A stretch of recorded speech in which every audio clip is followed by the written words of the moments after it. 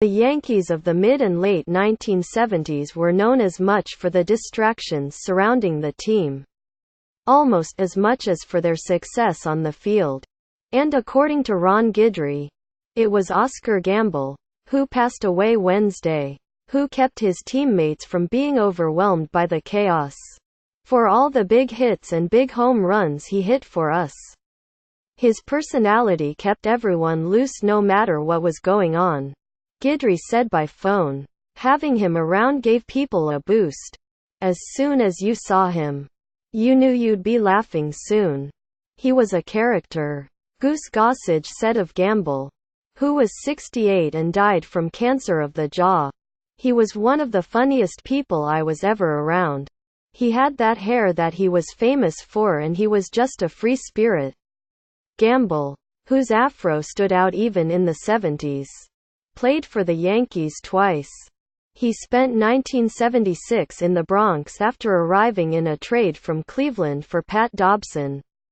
He trimmed his hair after joining the Yankees.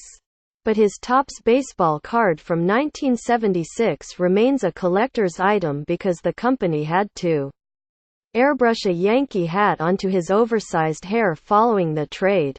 That season, Gamble hit 17 homers in 110 games, as the Yankees got to the World Series for the first time since 1964.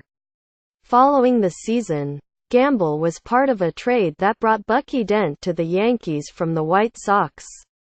Dent went on to hit one of the most memorable homers in Yankees history, when his 3-run shot against the Red Sox at Fenway Park catapulted them to a title in 1978.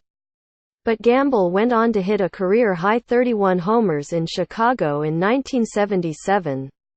Gamble was traded back to the Yankees in July 1979, with Mickey Rivers among those going to Texas. The outfielder spent the next 5 seasons with the Yankees before he retired with the White Sox in 1985, finishing with 200 career home runs. He was a force. Gossage said of Gamble, who had a 969 ops in 880 plate appearances in the Bronx. Whether it was at Yankee Stadium, where that lefty swing played great because of the short right field, or anywhere else, he was a weapon. Gamble played for 7 teams in a 17-year career. "I remember in the back of the bus or back of the plane with Catfish, Hunter, and those guys. They would get on guys. It was ruthless." Willie Randolph said, "Oscar kept it light because he was one of the funniest guys on the team. You hear a lot about Yogi-isms or Mickey-isms, but there were more Oscar-isms. My heart is heavy. We are going to miss him." No matter what was going on around the team, as soon as you saw Oscar, you knew it was going to be a good day. Guidry said, "Back then, we needed a guy like that.